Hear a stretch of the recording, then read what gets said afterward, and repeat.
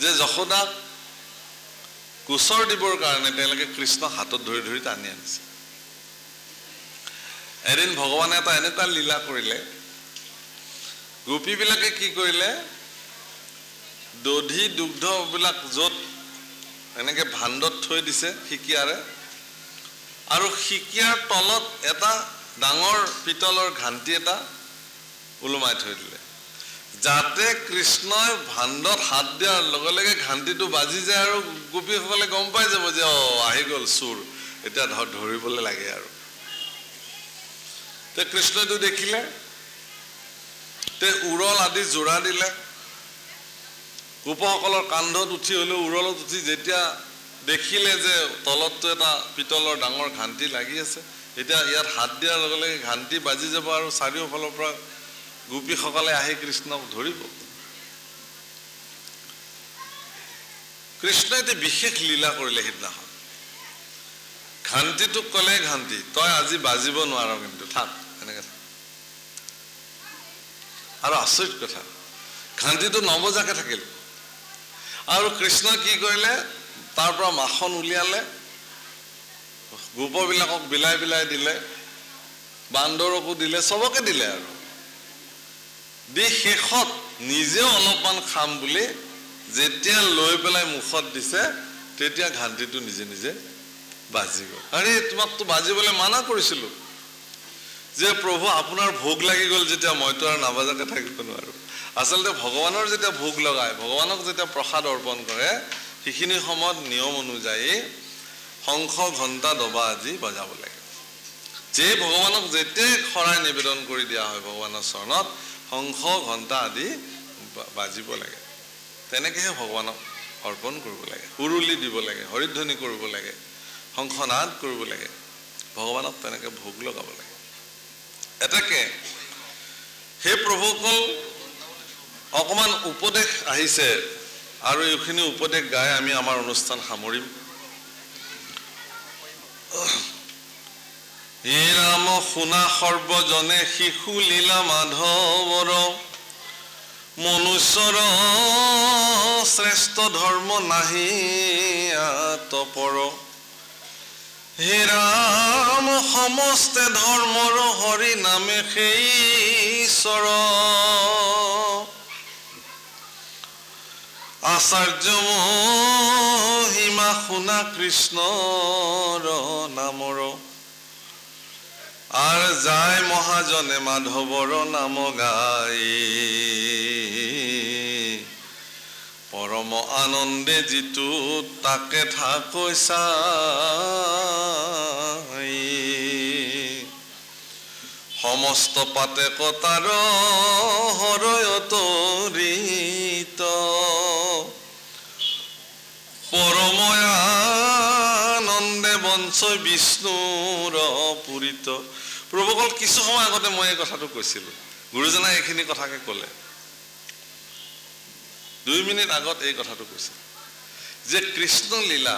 বাল্য লীলা দশম স্কন্ধৰ যদি কোনোবাই শ্ৰৱণ কৰে একান্ত চিত্তে তেওঁৰ কোটি জন্মৰ পাপ হৰণ আৰু মহাপুৰুষে ইয়াত লিখিলে কি যে কৃষ্ণৰ নামৰ লীলাৰ এনেকুৱা আচাৰ্য মহিমা যে দশম স্কন্ধত ভগৱানৰ পূৰ্ণ লীলা বাল্য লীলা দৈব লীলা বিচিত্ৰ অদ্ভুত লীলাসমূহ যদি কোনোবাই পাঠ কৰে আৰু সেইবিলাক যদি একান্ত চিত্তে কোনোবাই শুনিব পাৰে প্ৰভুকল পাপীৰ কাণত পাপে খুচি হেন তাৰে বিষয় লোকবিলাকৰ আটাইতকৈ শ্ৰেষ্ঠ চৰিত্ৰটো হ'ল কি তেওঁলোকে কৃষ্ণ কথা শুনি বহি থাকিব নোৱাৰে প্ৰমাণ তাতে যদি বিষয়ৰ শৰীৰত যদি বিষয় বিষধৰৰ পূৰ্ণ প্ৰভাৱ তেওঁৰ তাতে আছে কোনো কাৰণত তেওঁৰ জীৱনত পুণ্য সঞ্চৰ কোনো উপায় নাই ৰৌ ৰৌ নৰকগামী হোৱাৰ পথত যিসকল লোক থাকে তেওঁলোকে কৃষ্ণ কথা বহি শুনিব নোৱাৰে উঠি যাবই তাৰ বা বহি থাকিলেও তেওঁ বেলেগ কথা কৈ থাকিব বা তেওঁ অন্য মনস্ক হৈ বহি থাকিব মহাপুৰুষে বাণী দিছে প্ৰভুসকল মনত ৰাখিব আপোনালোকে কৈছে যে এই আচাৰ্য মহিমা কৃষ্ণ নামৰ যদি কোনো মহাজনে ইয়াক গায় কোনো সন্তজনে যদি ইয়াক গায় আৰু সজ্জনসকলে ভক্তসকলে যদি একান্ত চিত্তে শুনি থাকে তাক পৰম আনন্দে যদি তাক চাই থাকে শুনি থাকে সমস্ত পাপৰ পৰা তেওঁ মুক্ত হৈ যায় ইয়াত লিখিছে সমস্ত পাপৰ পৰা তেওঁ মুক্ত হৈ যাব আৰু তেওঁ বিষ্ণুৰ স্থানত তেওঁ অৱস্থান কৰিব পাৰিব বহুত ডাঙৰ কথা হে ৰাম বিষ্ণু ভকতক দেখি কৰ নমস্কাৰ হৰ কৌটি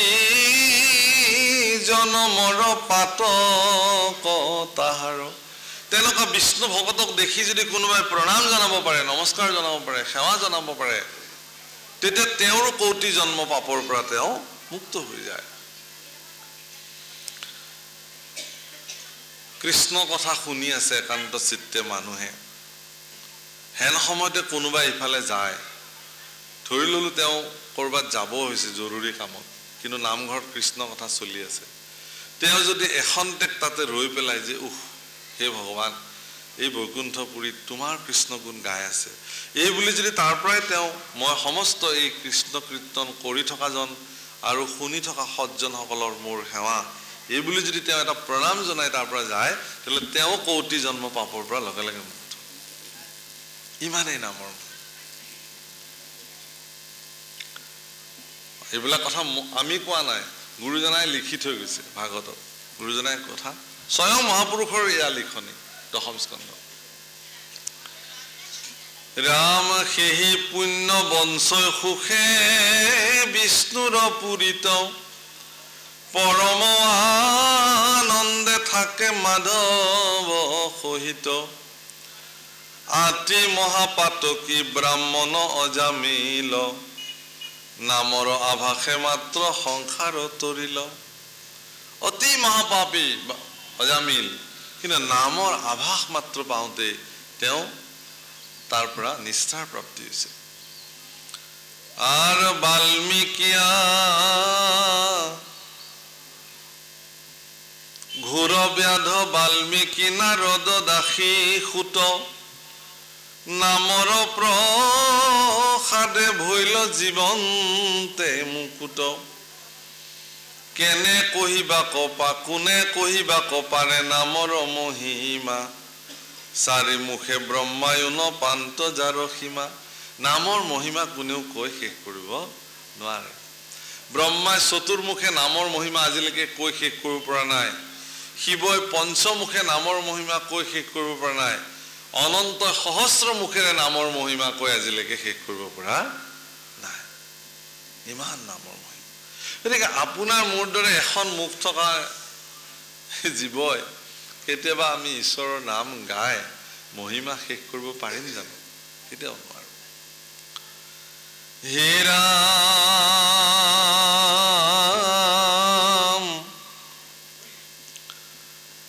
হেন নাম এৰি কৰ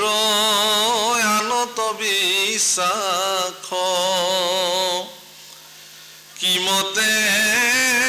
ৰাইবা ঘূৰ সংসাৰৰ ত্ৰাস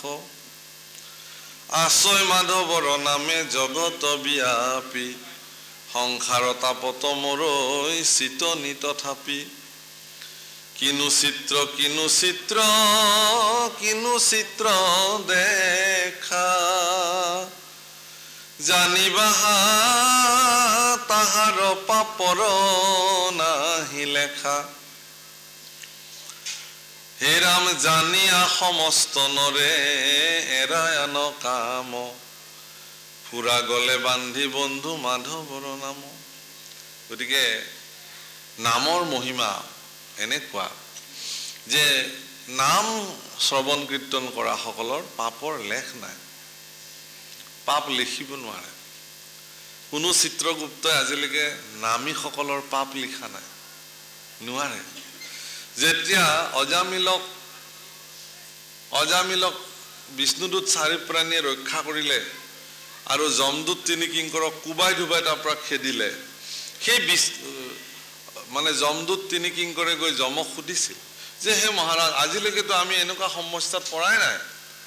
পাপী মানে আমি ধৰি বান্ধি লৈ আহোঁ আৰু অজামিলৰ দৰে মহাপাপী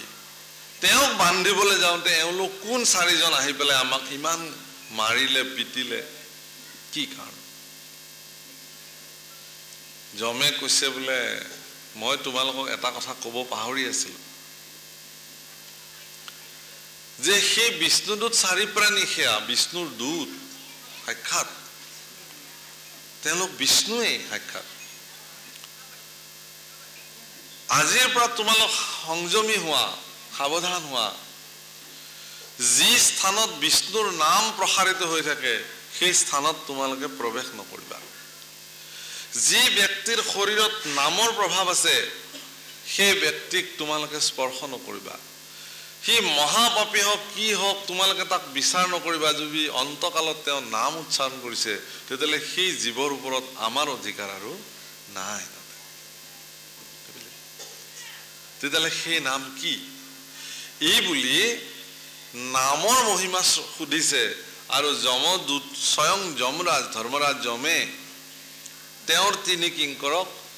তেওঁৰ শ্ৰীমুখে নামৰ মহিমা কথন কৰিছে তো অজামিল উপাখ্যানত প্ৰভু অকল দুবাৰ নামৰ মহিমা উল্লেখ আছে এবাৰতো বিষ্ণুদূত চাৰি প্ৰাণীয়ে যমকিংকৰৰ আগত নামৰ মহিমা বৰ্ণন কৰিছে তাতকে উৎকৃষ্ট বহু উৎকৃষ্ট পৰ্যায়ত পৰম বৈষ্ণৱ ধৰ্মৰাজ যমে নিজ শ্ৰীমুখে নামৰ মহিমা অকপট চিত্তে বৰ্ণন কৰিছে সেই বৰ্ণন যদি আপোনালোকে শুনে আপোনালোকৰ জীৱন ধন্য হৈ যাব নাম এনেকুৱা অদ্ভুত বিচিত্ৰ ভগৱানৰ বস্তু যি নহওক হে ৰাম জানিয়া সমস্ত নৰে ৰায়ন কাম ফুৰা গলে বান্ধি বন্ধু মাধৱৰ নাম সকলো বাদ দি মাধৱৰ নাম খাৰ লৈ থাকক আৰু কৃষ্ণৰ কিংকৰে কহে সে তত্ত্ব সাৰ মাধৱৰ নাম বৰ বেলেগ ধৰণৰ প্ৰভু যে এবাৰ এজন এনেকুৱা বিশিষ্ট পুৰুষ কিন্তু তেওঁ মহাপাপী আছিল কিন্তু তেওঁ এবাৰে মাত্ৰ ভগৱানৰ নাম ললে তেওঁ মৃত্যুত চিত্ৰগুপ্তই যমক ক'লে যে এওঁ গোটেই জীৱন পাপ কৰ্ম আৰু পাপ কৰ্ম কৰিছে কিন্তু এবাৰ তেওঁ ৰাম নাম লৈছিলে গতিকে সেই এবাৰ যি ৰাম নাম ললে সেই এবাৰ ৰাম নাম লোৱাৰ কাৰণে তেওঁৰ যিখিনি পাপ খণ্ডন হ'ব যিখিনি শাস্তি তেওঁৰ খণ্ডন হ'ব সেইখিনি আপুনি বিচাৰ কৰি দিয়ক মই ইয়াৰ পৰা বিয়োগ কৰিম তেওঁৰ শাস্তিটো যম মহা বিপদত পৰিলে যমে বোলে এটা নামৰ বা কিমান পাপ খণ্ডন হয় এইটোতো ময়ো নাজানো হিচাপটো শাস্ত্ৰতো লিখিছে বোলে এক নামে যত পাপ সংহৰিতে পাৰে ততকো পাতকী পাপ কৰিতেই নপাৰে এটা নামে যিমান পাপ খণ্ডন কৰিব পাৰে সিমান পাপ এজন পাপীয়ে জীৱনত সম্পাদিতই কৰিব নোৱাৰে তেতিয়া তেওঁ কি কৰিলে সেই পাপীজনক লগত লৈ শিৱৰ ওচৰলৈকে গ'ল শিৱটো কৈলাসত বহি থাকে ৰকাৰ আদিনি নামনি শৃণ্যতু মম পাৰ্বতী মন প্ৰচন্নতাং জাতি ৰাম নাম বিশংকয়া তেওঁ ৰা বুলি ক'লেই মগ্ন হৈ যায় ৰাম নামত তেওঁ ৰামৰ মহিমা জানিব বুলি তেওঁ সুধিলে শিৱই কৈছে যে ময়ো ইমান দিনে ৰাম নামৰ মহিমা এটা নামৰ কিমান মহিমা তাক মই বুজি নাপালো নিজানিলো মোৰ হাতত হিচাপটো নাই তেতিয়াহ'লে পিতা ব্ৰহ্মাকে সোধা যাওক এই বুলি যম শিৱ আৰু সেই পাপী তিনিওজনে গৈ ব্ৰহ্মাৰ ভৱনত ওলাল ব্ৰহ্মসভা বহি আছে ব্ৰহ্মা চতুৰ্মুখে ঈশ্বৰৰ গুণ গাই আছে ঋষিসকলে তেওঁক বেৰি প্ৰণাম জনাই আছে এওঁলোকেও গৈ ব্ৰহ্মাক প্ৰণাম জনালে ব্ৰহ্মা বোলে কি হৈছে বোলে পিতা এটা ৰাম নামৰ মহিমা কিমানখিনি পাপ খণ্ডন হ'ব বোলে ময়োতো আজিলৈকে নাজানো মোকতো প্ৰথমতেই ভাগৱত ভগৱানে দিছিলে জ্ঞানম পৰম গুজ্জম মেয়দ বিজ্ঞান সমন্বিতম সৰহস্যা তদংগচ্ছ গৃহান গদিতং ময়া এই বুলি চতুশ্লোকত মোক ভাগৱত তেওঁ প্ৰদান কৰিছিলে নামৰ মহিমাও কৈছিলে কিন্তু এটা নামৰ কিমান মহিমা সেইটো মোক কোৱা নাই এইটো হিচাপ মোৰ হাতত নাই কি কৰা যাব তেতিয়াহ'লে সংবিধান এইটোৱেই যে যাৰ নাম তেওঁৰ ওচৰলৈকে যাব লাগে তেওঁ সংবিধান দিব বৈকুণ্ঠপতি শ্ৰী নাৰায়ণৰ ওচৰলৈকে সকলো যাবলৈ ওলাল ব্ৰহ্মাই বোলে ময়ো যাম লগত মোকো লাগে এইটো হিচাপ বোলে এই পাপীজন বৈকুণ্ঠলৈ কেনেকৈ যাব আপোনাৰ ইয়াতে থৈ যাওঁ ব্ৰহ্মাই বোলে না না মোৰ ভুৱনত পাপীৰ স্থান নাই তেতিয়া কি কৰিলে শিৱৰ স্থানতো নথয় যমৰ স্থানতো নথয় এতিয়া পাপীক ক'ত কি কৰিব তিনিওজনে দায়িত্ব ল'লে যে আমি লওঁ দায়িত্ব কাণ পাতি আজিৰ পৰা আজি ল'ম আমি দায়িত্ব ভগৱানক কম যে আমি লৈ আহিছোঁ যি হয় তাকে হ'ব তিনিওজনে কান্ধত লৈ বৈকুণ্ঠ প্ৰৱেশ কৰিলে আৰু বৈকুণ্ঠত প্ৰৱেশ কৰাৰ লগে লগে সেই পাপী ক'লে তুমি ইয়াতে থাকা আমি প্ৰভুক লগ কৰি আহোঁ বোলে যাওক বৈকুণ্ঠত প্ৰৱেশ কৰাৰ লগে লগে পাপী গুচি চতুৰ্ভুজী ৰূপ ধাৰণ কৰিলে আৰু বৈকুণ্ঠ সেনা চতুৰ্ভুজী সেনাৰ লগত বিলীন হৈ গ'ল কোনেও তেওঁক চিনি নোপোৱা হ'ল ঈশ্বৰে বোলে এইজন ক'ত গ'ল পাপীজন বোলে প্ৰভু দুৱাৰ মুখতে থৈ আহিছোঁ লৈ আহাগে আহে যে বিচাৰি নাপায় বোলে প্ৰভু ইয়াতে আছিলে ক'ত বা গ'ল বোলো বৈকুণ্ঠত প্ৰৱেশ কৰিছিলে বোলে কৰিছিলে বোলে তেতিয়াহ'লে আৰু তাৰ বিচাৰটো তোমালোকে কৰিব নালাগে কিয় যে কোনোবা জীৱ যেতিয়া তেওঁ পাপীয়ে হওক তাপীয়ে হওক যোনেই হওক এবাৰ যদি শ্ৰী বৈকুণ্ঠপুৰত তেওঁ প্ৰৱেশ কৰে তেতিয়াহ'লে তেওঁ মোৰ ৰূপ পাই যায় সাৰূপ্য তেওঁ বৈকুণ্ঠৰ ৰূপ তেওঁৰ প্ৰদান হৈ যায় গতিকে তেওঁক আৰু তোমালোকে তেওঁৰ কাৰণে একো বিচাৰ কৰিবলগীয়াও নাই একো কৰিবলগীয়া নাই তোমালোকে যোৱা এতিয়া তেওঁতো পাৰিষদে হৈ গ'ল এতিয়া বোলে প্ৰভু তেওঁৰ কথাটোতো বাদেই দিলোঁ বাৰু আপুনি যেতিয়া ক'লে তেনেকৈ কিন্তু অনাগত কালত যদি এনেকুৱা বিচাৰ আৰু কৰিবলগীয়া হয় তেতিয়াহ'লে আমি কি বিচাৰ কৰিম তুমি আমাক ইয়াৰ এটা সংবিধান দিব লাগে যে এটা নামত কিমানখিনি পাপ কৰ্তন কৰিব পৰা যায় কিমান পুণ্য উদয় হয় ভগৱানে বোলে কৈছে মই নিজেও নাজানো আজিলৈকে মোৰ এটা নামৰ আপুনি নজানন্ত হৰি আপোনাৰ নামৰ মহিমা তেওঁ নিজে নিজৰ নামৰ মহিমা আজিলৈকে নাজানে কৈছে যে আজি কিন্তু মই এটা হিচাপ পালোঁ বোলে কি বোলে যদি অন্তঃকৰণে মোৰ এটা নাম কোনোবাই লয় তেতিয়াহ'লে তেওঁ ব্ৰহ্মা শিৱ আৰু যমৰ কান্ধত উঠি পেলাই বৈকুণ্ঠলৈ আহিব পাৰে এইটোৱে এটা নামৰ মহিমা প্ৰভুসকল নাম এনেকুৱা এটা বস্তু যে ভগৱান আৰু নাম একেলগে যদি থিয় হয় ভক্তক যদি ভগৱানে সোধে যে মোক লাগিব নে নামক লাগিব ভক্তসকলে প্ৰকৃত ভক্তই কি বুলি ক'ব যে আমাক নাম লাগে কাৰণ তোমাক পোৱাৰ পিছত আমি নাম কিবা কথাত পাহৰি যাব পাৰোঁ কিন্তু নাম প্ৰাপ্তিৰ পিছত নামৰ মাধ্যমেৰে তুমি য'তেই নাথাকা কিয় আমি তোমাক প্ৰাপ্তি হ'ম এই হ'ল নামৰ মহিমা গতিকে হে প্ৰভুসকল এয়া নামৰ মহিমা ইয়াতে কৈছে আৰ কৃষ্ণৰ কিং কৰে কহে ইহে তত্ত্বসাৰ বোলা ৰাম ৰাম পলা পাপৰ ভাণ্ডাৰ